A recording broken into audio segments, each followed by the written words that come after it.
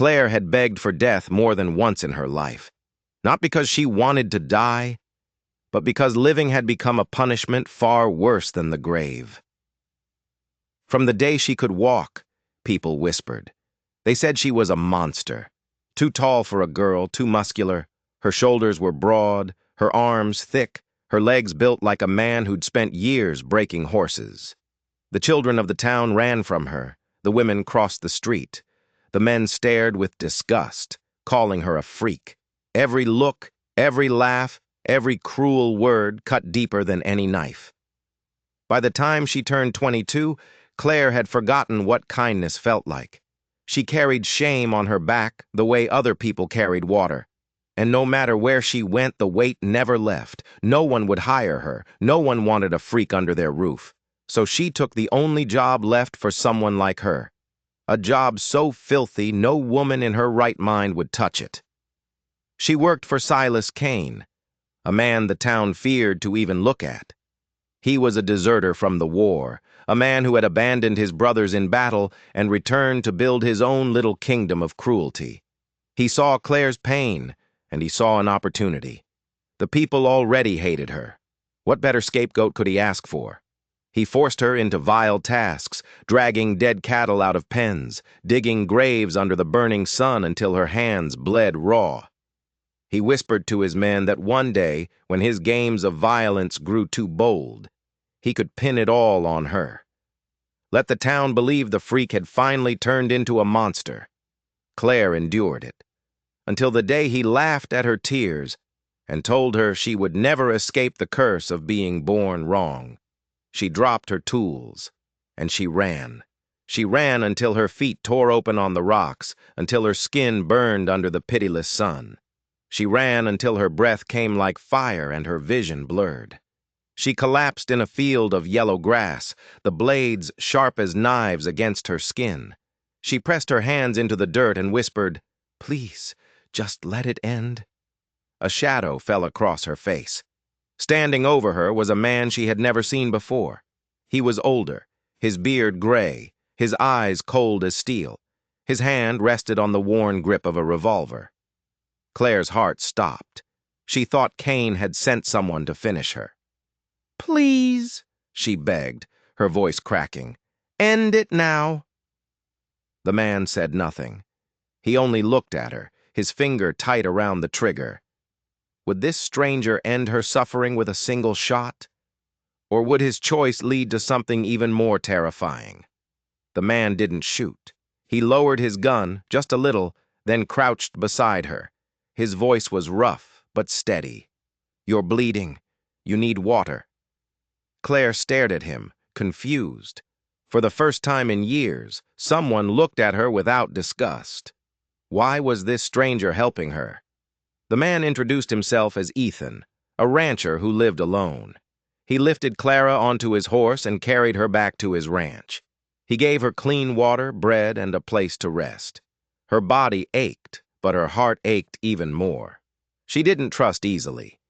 Yet, when Ethan looked at her, she felt a flicker of something she hadn't felt in years. Safety. It was late at night when the words finally poured out. She told Ethan everything. About Silas Kane, the cruel rancher who had deserted the army. She told him Kane wasn't just cruel to animals. He hunted men, drifters, wanderers, men no one would miss. He and his one loyal hand, a man named Jasper, would drag them out to the desert and bury them deep, laughing as if it were a game. Ethan sat still, listening. Claire lowered her eyes, shamed. "The town already hates me. If they find me near one of those graves, they'll say it was me. They'll call me the freak who finally snapped." Ethan took a slow drink from his cup. "You're not crazy," he said, "and you are not alone." Before she could ask what he meant, a sound outside broke the silence. A horse's hooves, then another. Clara's face went pale. "They found me." The sound grew louder. Ethan rose and grabbed his rifle. Clara stood, her body trembling, but her eyes locked on the door. She knew that voice outside. It was Silas Kane. "Claire!" His voice called, rough and mocking. "Come out now! We can end this quick!" "He won't stop, Ethan," she whispered. "He'll kill us both." Ethan opened the door just a crack. "This is my land. You're not welcome here." A laugh echoed from the dark. Then the door burst open. Kane and Jasper stormed in, guns drawn. The fight exploded in an instant. Ethan fired first, the shot splintering wood. Jasper dove for cover, returning fire. The old house shook, smoke filling the air. Claire felt fear boil into anger. For the first time in her life, she refused to run. When Jasper charged at her, she met him head-on. Her strength, the very thing the town mocked her for, now became her weapon. She struck with a force that sent the man crashing to the floor, his gun sliding across the dirt. Ethan faced Kane, two men both hardened by life, locked in a deadly standoff. But Kane was fast. He shoved Ethan, nearly knocking the rifle away. Claire saw it, and with a cry, threw herself between them. Kane staggered, his aim breaking for just a second. That second was enough. Ethan struck him across the face with the butt of the rifle. Kane fell back, blood on his lip, eyes blazing with hate. Then he did the one thing cowards always do. He ran. He scrambled out the door and into the night, leaving Jasper broken and beaten on the floor. Ethan looked at Claire, and for the first time he saw not a victim, not a freak, but a fighter. They tied up Jasper. The man begged for mercy, but there would be no mercy now. "We take him to town," Ethan said, his voice calm but firm. "Let the judge hear it all." Claire nodded, her eyes burning with a fire she had never felt before. For the first time, she believed she had a chance to clear her name. But as this battle ended, another was just beginning. Because Silas Kane would not stay gone for long. The ride into town was long. The people stared as they passed, first at the beaten man, Jasper, then at Claire. Whispers rose like smoke. "There she is, the freak. What's she doing with Ethan?" Claire kept her head low, but every word was a stab. Ethan walked beside her, steady and calm. The courthouse was hot and thick with the smell of sweat and dust. The judge, a tired man with sharp eyes, sat behind the bench. "Speak," he said. Jasper tried to hold back, but the weight of the night broke him. With the whole town watching, he confessed. He told of the bodies buried in the desert, of Kane's twisted games, of how Claire was never part of it. Gasps filled the room. People turned to Claire, their eyes wide. She saw doubt in their faces, not the doubt of hate, but the doubt of people realizing they might have been wrong. "And where is this rancher now?" the judge asked. Jasper swallowed hard. He ran. But he won't run forever. The judge's gavel struck the wood like thunder. A warrant for his arrest will be written today. He will be hunted as an outlaw. Justice will be done. The crowd erupted. Some cheered. Others whispered in shame.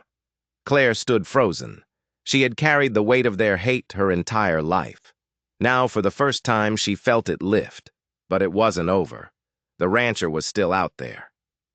Ethan placed a hand on her shoulder. "You did it. They believe you now." He paused. "But this fight isn't finished." Claire met his eyes. She saw not pity, but respect. And in that moment, she realized she was no longer alone.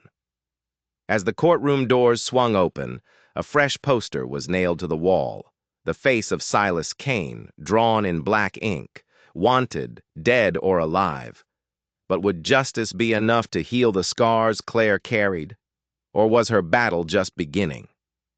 The courthouse emptied, leaving Claire and Ethan standing in the dusty street. The poster with Silas Kane's face flapped in the wind. She'd been hunted, beaten, hated, yet here she was, still standing. The townsfolk lingered nearby, unsure what to say.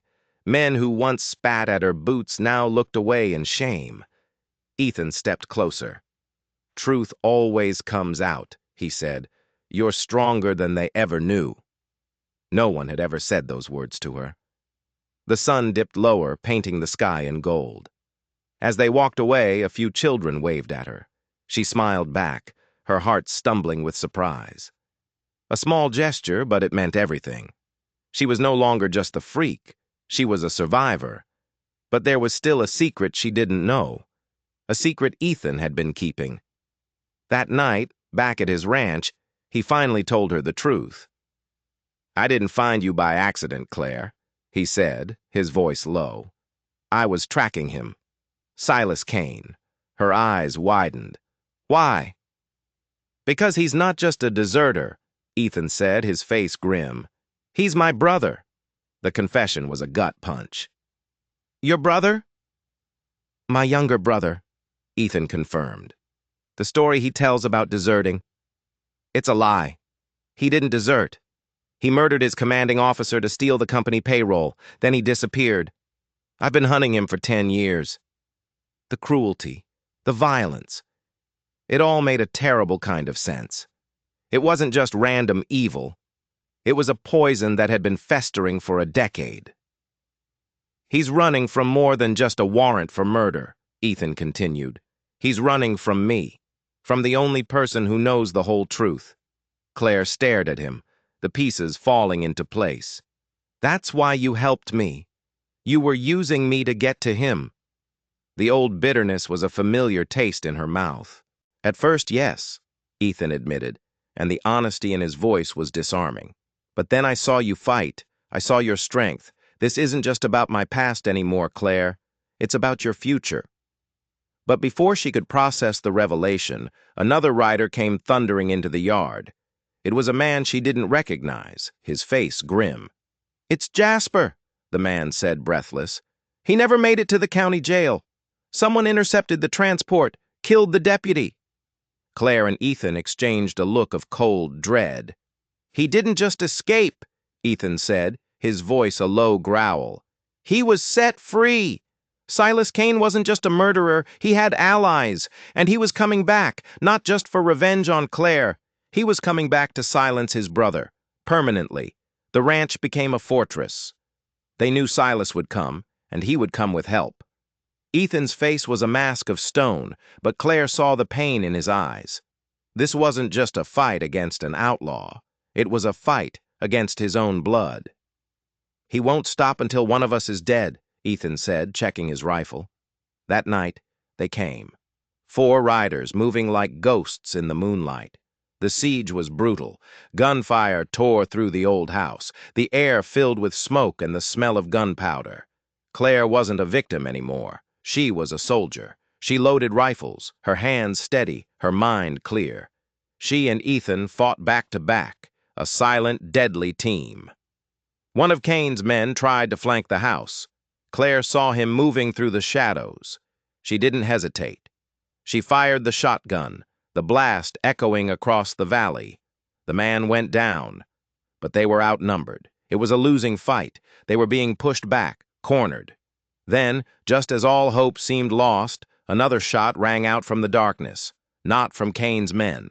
One of the attackers cried out and fell. Another shot, another man down. Someone else was out there. Someone was helping them. From the darkness, a figure emerged. It was Jasper, Kane's former hand, but he wasn't fighting for Kane. He was fighting with them. "What are you doing here?" Ethan yelled over the gunfire. "Settling a debt," Jasper yelled back. "Kane left me for dead. He doesn't get to win." He fired again, taking down the last of Kane's hired guns. Only Silas Kane was left. He stood in the middle of the ranch yard, a revolver in each hand, his face a twisted mask of rage. "Brother!" he screamed. "It always comes back to you and me." "It's over, Silas," Ethan said, stepping out onto the porch. "Not until you're dead." Kane raised his pistols, but before he could fire, Claire stepped out beside Ethan. She wasn't holding a gun. She was holding a heavy iron skillet from the stove. Kane laughed, a wild, unhinged sound. "You're going to fight me with a frying pan, freak?" "I'm not a freak," she said, her voice ringing with a power he had never heard before. "I'm the woman who's going to put you in the ground." She charged. It wasn't a fight he was expecting. He was ready for guns. He wasn't ready for her. She moved with a speed and ferocity that shocked him. Her strength, born from years of hardship and pain, was a force of nature. She swung the skillet, and it connected with his gun hand with a sickening crack. The pistol flew from his grasp. He screamed in pain and fury, lunging at her, but she was ready. She met his charge, using his own momentum against him. They crashed to the ground. He was a killer, a soldier. But she was a survivor. As they struggled in the dirt, Ethan took his shot, clean, precise. Silas Kane went still. The fight was over. The silence that followed was absolute. The next morning, the sheriff arrived. Jasper gave his statement. He wasn't a hero, but he wasn't a murderer. The judge was lenient. Ethan stood on the porch, watching the sun rise. The ghosts of his past were finally quiet. Claire came and stood beside him. The town that had once scorned her now called her a hero. They had seen her strength, not as a curse, but as a gift. "What happens now?" she asked. Ethan turned and looked at her, his gray eyes clear for the first time. "Now," he said, "we build." He reached for her hand. It was scarred and calloused, but it fit perfectly in his. The courthouse slowly emptied, leaving them standing in the dusty street. The posters with Kane's face were already being torn down. The story of the freak was over. The story of the hero had just begun. A few children waved at Claire as they passed. She smiled back, her heart full. She was no longer just a survivor. She was someone worth remembering. This was a story for anyone who had ever been cast aside, anyone who had been told they weren't enough.